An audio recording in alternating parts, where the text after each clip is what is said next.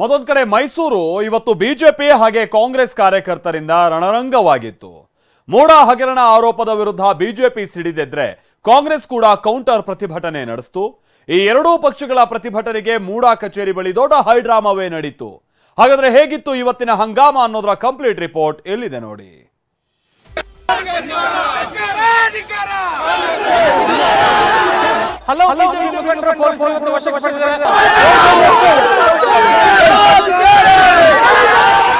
ರಾಜ್ಯದ ಮೂಲೆ ಮೂಲೆಗಳಿಂದ ನಮ್ಮ ಬಿಜೆಪಿ ಕಾರ್ಯಕರ್ತರು ಬರ್ತಾರೆ. ಮೈಸೂರು ಮುತ್ತಿಗೆನೂ ಹಾಕ್ತಾರೆ, ಬೆಂಗಳೂರು ಮುತ್ತಿಗೆನೂ ಹಾಕ್ತಾರೆ.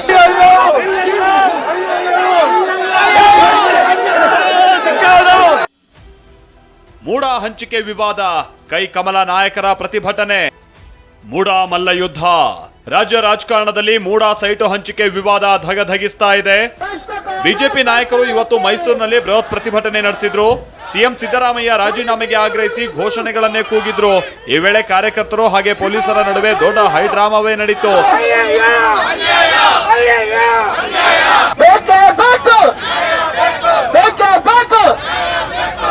ಇಷ್ಟೇ ಅಲ್ಲ, ಬಿಜೆಪಿ ನಾಯಕರಿಗೆ ಕೌಂಟರ್ ಎಂಬಂತೆ ಕಾಂಗ್ರೆಸ್ ಕಾರ್ಯಕರ್ತರು ಕೂಡ ಪ್ರತಿಯಾಗಿ ಪ್ರತಿಭಟನೆ ನಡೆಸಿದ್ರು.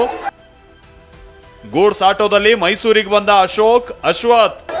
ಬೆಂಗಳೂರಿನ ಕೆಂಗೇರಿಯಿಂದ ಬಿಜೆಪಿ ನಾಯಕರು ಮೈಸೂರು ಚಲೋಗೆ ಹೊರಟಿದ್ರು.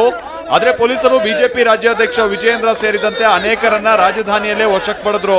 ಹೀಗಾಗಿ ಎಲ್ಲಿ ಕಾರ್ನಲ್ಲಿ ಬಂದ್ರೆ ಪೊಲೀಸರು ಲಾಕ್ ಮಾಡ್ತಾರೋ ಅಂತಾನೋ ಆರ್ ಅಶೋಕ್ ಹಾಗೆ ಅಶ್ವಥ್ ನಾರಾಯಣ್ ತರಕಾರಿ ಒಯ್ಯೋ ಗೂಡ್ಸ್ ವಾಹನದಲ್ಲಿ ಮೈಸೂರಿಗೆ ಬಂದಿದ್ರು.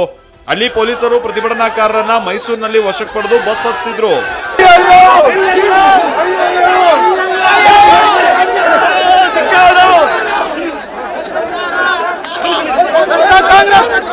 ಪ್ರಜಾಪ್ರಭುತ್ವದಲ್ಲಿ ವಿರೋಧ ಪಕ್ಷಕ್ಕೆ ಪ್ರತಿಭಟನೆ ಮಾಡುವಂತ ಹಕ್ಕಿದೆ. ಇವತ್ತು ಪ್ರತಿಭಟನೆ ಮಾಡುವಂತದಕ್ಕೂ ಹತ್ತಿಕ್ಕೋದು ನಮ್ಮ ಉದ್ದೇಶ. ಸಾರ್ವಜನಿಕರಿಗೆ ಆಗ್ತಾ ಇರೋ ಅನ್ಯಾಯ, ಕೋಟ್ಯಾಂತರ ರೂಪಾಯಿ ಒಂದು ಅವ್ಯವಹಾರ ಏನಿದೆ, ಇದು ಬಯಲಿಗೆ ಬರಬೇಕು. ಇದರ ಮುಖಾಂತರ ರಾಜ್ಯ ಸರ್ಕಾರ, ಮುಖ್ಯಮಂತ್ರಿಗಳು ರಾಜೀನಾಮೆ ಕೊಡಬೇಕು. ಇದರಲ್ಲಿ ನೇರವಾಗಿ ಮುಖ್ಯಮಂತ್ರಿಗಳು ಪಾತ್ರ ಇದ್ದಾರೆ. ಅವರು ಡೆಪ್ಟಿ ಸಿಎಂ ಆಗಿದ್ದಂಗಿಂದ ಹಿಡಿದು ನೋಡಿ ಏನು ಇವತ್ತು ದಬ್ಬಾಳಿಕೆ ಮಾಡ್ತಾ ಇದ್ದಾರೆ ಕಾಂಗ್ರೆಸ್ ಸರ್ಕಾರ, ಸಿದ್ದರಾಮಯ್ಯ ಸರ್ಕಾರ.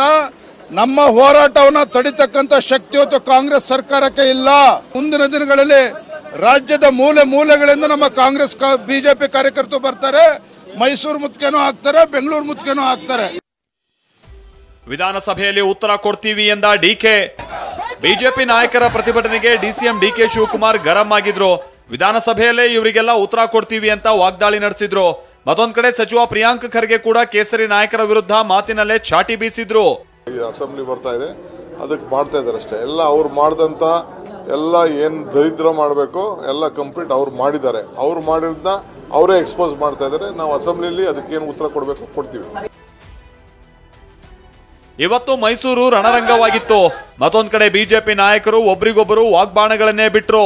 ಇದೆಲ್ಲದರ ನಡುವೆ ಮೂಡ ಸೈಟ್ ಹಂಚಿಕೆ ವಿವಾದದ ತನಿಖೆ ಎಲ್ಲಿಗೆ ಹೋಗಿ ಮುಟ್ಟುತ್ತೋ ಕಾದ್ ನೋಡ್ಬೇಕಿದೆ. ಮೈಸೂರಿನಿಂದ ದಿಲೀಪ್ ಮತ್ತು ರಾಮ್ ಜೊತೆ ಕಿರಣ್ ಹನಿಯಡ್ಕ, ಟಿವಿ9 ಬೆಂಗಳೂರು.